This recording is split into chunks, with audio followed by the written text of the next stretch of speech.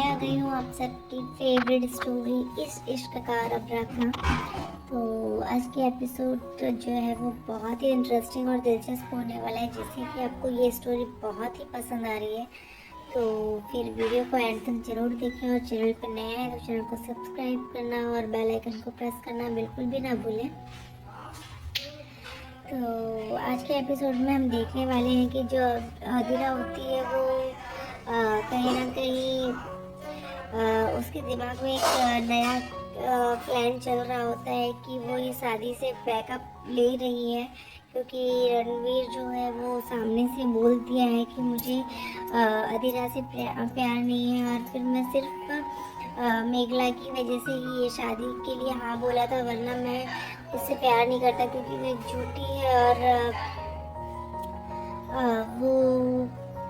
मतलब हर बात जो रिश्ता है वो हर एक झूठ पे ही टिका हुआ है, तो इस वजह से वो मना कर देती है। और यहाँ पे हम देखते हैं कि जो अधीरा होती है वो मतलब उसको तकलीफ तो होती है, पर मेघला जो होती है वो अभी भी उसे बोलती है कि दीदी भाई जो आप चाहोगे तो वही होगा, आप ये शादी करना चाहते हो तो मैं इस शादी के लिए कभी नहीं हाँ करूँगी। पर मेघला के पापा जो होते हैं वो उसे बहुत ही कन्विंस करने की कोशिश करते हैं कि तुम ये शादी के लिए हाँ कर दो मेघला। पर मेघला अभी भी अधीरा के बारे में सोचती रहती है, क्योंकि वो उसकी खुशी के लिए ही सोच रही है और उसके बारे में ही वो सोच रही है कि वो उससे रणवीर से प्यार करती है तो उनकी शादी उससे होनी चाहिए। पर जो रणवीर के है वो बोल चुका होता है कि मुझे अधीरा से नहीं मेघला से प्यार है और मैं उससे ही शादी करना चाहता हूँ। तो ये सुन के जो रणवीर और उसकी फैमिली होती है, रणवीर तो ये चीज़ें बता दिया होता है, तो चंदन जी का फ़ोन आया रहता है रणवीर के पास कि कहीं ना कहीं वो इस बात के लिए मेघला को कन्विंस करने की कोशिश करेंगे। यहाँ पे हम देखते हैं कि जो चंदन जी होते हैं वो मेघला को कोशिश करते हैं कि समझाने की कि देखो बेटा, अब वो अपनी गलती को समझ चुकी है और शादी से बैकअप ले रही है, तो तुम इस शादी के लिए हाँ कर दो और तुम दोनों अच्छे से एक साथ रहो। पर मेघला जो है वो अभी भी उसकी बहन के लिए सोचती रहती है कि मैं ऐसे कैसे कर सकती हूँ। पर फिर फाइनली वो जो मेघला होती है वो उसकी मतलब अधीरा से पूछती है कि दीदी आप अगर ये चाहती हो कि ये शादी आप करनी है तो आप ही करोगे। पर अधीरा जो होती है वो फाइनली वो बोल चुकी होती है कि मुझे कोई प्रॉब्लम नहीं है इस शादी से, तुम ये शादी कर सकती हो। पर अधीरा के लिए जो मेघला है वो बोलती है कि मैं आपका दर्द समझ सकती हूँ दीदी भाई, क्योंकि मुझे पता है कि आप बहुत तकलीफ में हैं। और वो उसे समझाने की कोशिश करती है कि अगर आपको कोई दिक्कत है, फिर वो बोलती है कि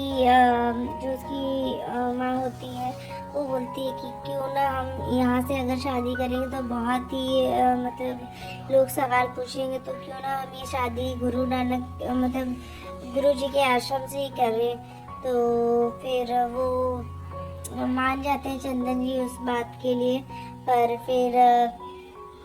जो अधीरा होती है वो फाइनली उस बात को एक्सेप्ट करती है कि मुझे इस शादी से कोई दिक्कत नहीं है। तो जो चंदन जी होते हैं वो ये बात के लिए बोलते हैं कि मुझे बहुत अच्छा लगा कि अधीरा जो है वो अपनी बहन के लिए ये बात को सोच और समझ रही है, और फिर वो